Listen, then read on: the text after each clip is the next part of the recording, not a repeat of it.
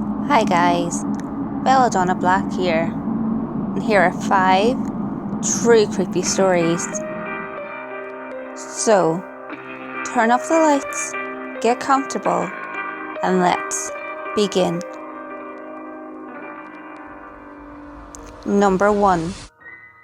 I was with my boyfriend at the time. We were lying in my bed and the lights were out. We weren't talking, just both thinking. All of a sudden, he rolls over and hugs me really tightly. I, of course, hug him back. But then this feeling just hit me. If I wasn't already laying down, it would have knocked me over. It was a total feeling of dread and panic. I'll admit, I have had panic attacks in the past, but this was not the same. I hugged my boyfriend back as hard as I could. I never felt a feeling like this before. My boyfriend is one of those people who always is really warm, but even in his arms I felt ice cold. I could feel this evil, awful feeling, and it seemed like it was coming from the corner of my room. It was kind of like sensing your friend behind you when they aren't saying anything. I honestly believe there was a demon or something in my room. I got the courage to speak, and I said, "Jay, do you feel that?" And he said he did, the cold, evil feeling. This all happened in about 30 seconds to a minute. He decided to call his friend, who was studying to be a youth pastor. I got up and turned the lights on and came back to the bed. He called Matt and put him on speakerphone. Matt prayed for us, and we both closed our eyes and listened, praying in our heads. When the prayer was done, the room felt lighter, and it wasn't cold anymore. But after a little small talk afterwards, Matt asked, "Were you two talking while I was praying?" We were like, "Of course not. We were just listening." He said he heard, from the phone, a deep, gravelly voice telling him to stop, and he said he felt an awful, evil feeling overcome him while he was praying. Fucking freaked me out. Boyfriend drove home immediately afterwards because he was super freaked out. I was kind of mad he wouldn't stay with me because I was scared too. I went to my dad's room to tell him I thought there was a demon came into my room. He was sleeping though, and just muttered something about having a gun and he'd shoot it. Thanks, Dad.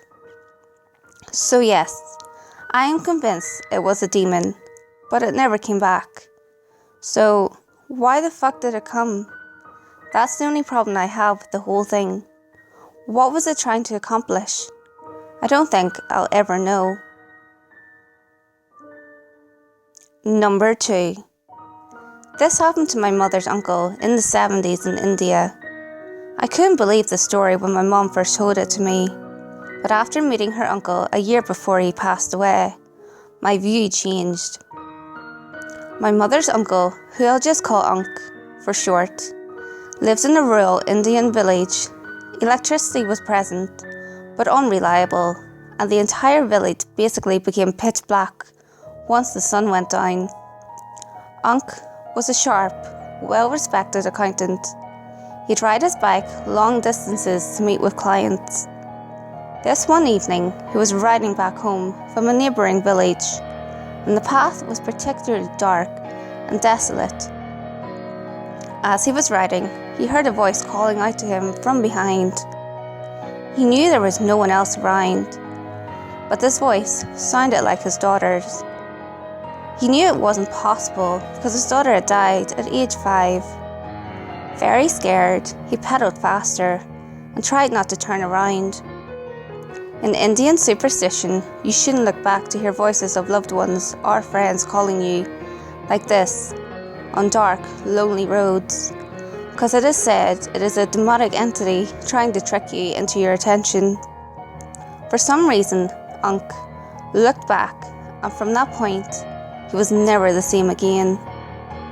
He made it back home, but was deeply disturbed and mentally unstable for the remainder of his life. A once intelligent accountant was reduced to a dejected, mumbling mental case. He refused to talk about what he saw to anyone, including me, when I met him. That look in his eyes when I met him freaks me out to this day. Number 3. About 15 years ago, I was working at a smallish company. They had about 75 employees. The owner of the company ended up selling it, and the new owners came in and cleaned house. They fired about 15 people. A guy that I worked with, I'll call him Dave here, was one of them. Dave was shocked that he was fired. Most people didn't get along with Dave because he was odd.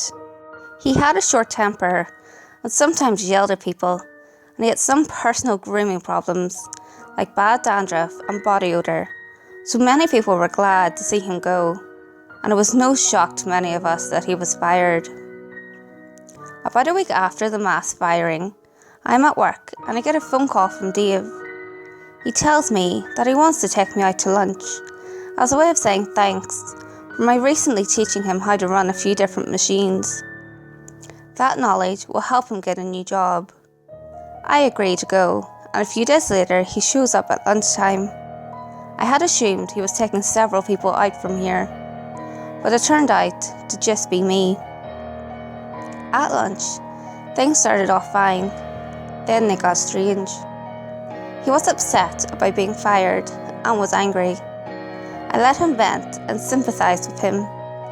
He had been there several years and felt betrayed. As lunch starts to wind down, he tells me that I was one of the few people he liked there, and that there were people there that he would love to hurt. It was a little strange, but I just thought he was still venting. We get in his car to drive back, and he starts telling me how easy it would be to lock the doors from the outside with boards and burn the place down, or to do damage to it. As we pulled into the parking lot, he tells me not to worry, that even if he could hurt some of these people, I was his friend. The way he said it really gave me chills. I said goodbye, got out of the car, and went inside. There was a window near my boss's desk that looks out to the parking lot. I could see Dave's car from there. He wasn't leaving. He was just sitting in his car. Lunch ends and everyone goes back to work, and Dave was just sitting there. I tell my boss he needs to call 911. Dave said some strange things. I think he might try to hurt someone. My boss called 911 and the police get there within a few minutes. They talked to Dave, got him out of his car, and then put him in the back seat of the police car. They then used his keys to open the trunk. In the trunk, they found a few boards, some rope, and a few guns.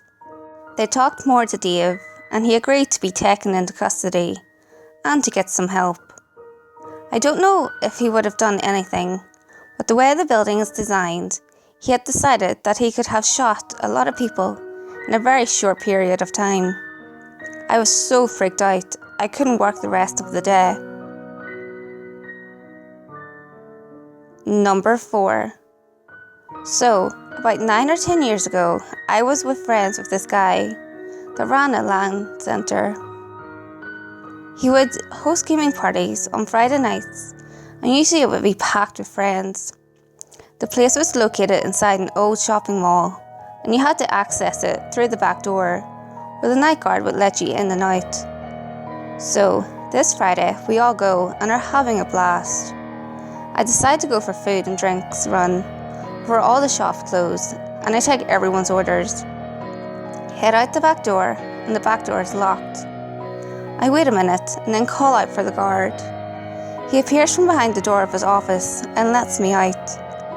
I go, and come back, and he's waiting for me. He opens the door, and I go back to the LAN centre. The weekend passed by, and on Monday, I decide to go hang out at the LAN centre for a few minutes after school. I walk in the mall, and there's cops everywhere, and an awful stench. The shops were closed, and the cops wouldn't let me stay for long, so I decided to go back home. That night, the news reported that there was a murder at the shopping mall, that a lady that managed the place found out that one of the guards was stealing, and that after she confronted him, he killed her and stuffed her in garbage bags inside his locker. The murder took place the past Friday, and forensics estimate the time of death at around 9 to 10 p.m. After the newsman said this, my heart stopped. The TV showed a picture of the murderer, and I immediately recognised it. It was the usual night guard. I get the shivers just from remembering this. The time of death overlaps the time in which I went out for food run that Friday night, and the back door was just a few feet away from the office in which the murder took place. Number 5. Back in high school, I was part of our school's cheer squad. During the summer before the new school year started, we'd all go to cheer camp. This one was held over a few days at our local university, and learn some new routines or stunts, and compete with other cheer teams. Now, I really wasn't a typical cheerleader. I liked my space and didn't get rowdy with the others during our off time. I preferred to read or listen to music by myself, in a room I shared with 2 other girls. During these downtimes, all the other girls were always across the hall, listening to music and going nuts. They always did this with their door open, so I kept mine closed so I could have some peace. I was lying on my stomach in front of my boombox, with my head facing away from the dorm door. All of a sudden, I hear a female whisper, "Turn around." I turn around and no one is there. I go back to what I was doing, and again, I hear someone say, "Turn around." I figure I'm hearing voices carrying over from the hallway, as the voice did sound like one of the girls on my team. I open the door to have a look outside, and, surprisingly, the hall is empty and the door across the way is shut. Couldn't have been her. Again, I go back to what I was doing. This time, when I hear the voice say, "Turn around," again, it was followed by 2 hard taps on my right shoulder. Oh, hell no. I get up, look around. There is no one in the room. I go look in the closet that was closest to where the dorm door was. It was a shared closet that led to the next room that was occupied by our coach. No one in there either. I figure, fuck that. I'm not staying in this room alone. So I go across to the hall into the other room. Everyone is busy doing their thing. I tell my friend about it, who is really into ghosts, and she keeps telling me to tell everyone about it, but I choose not to. It happened to be the last night of our stay there, and our coach and one of her friends were telling ghost stories. The last story they tell us is how the area where we had been practicing, in front of a white gazebo, was where a wedding was supposed to have taken place. Something about some people that donated a lot of money to the school had it built for their daughter's wedding. The daughter ends up finding out that her fiancé was cheating on her, and she hung herself from that gazebo. I thought it was interesting that the gazebo was the first thing I noticed when I was assigned my room. It was right outside our only window. I don't know how true their story was, but I loved how the smiles and laughter completely fell from my coach and her friend's face when my friend had me relate my story. No one slept in that dorm room that night. Hey guys, if you enjoyed this video, give it a thumbs up and share it with your friends. You can also leave a comment below. All feedback, good or otherwise, is always appreciated. If you have any creepy stories of your own, or have any topics that you would like me to cover, feel free to send them in via any of my social media. You can find all links to my social media in the description below. Until next time guys, make sure you lock your doors, stay safe, and I'll see you next video.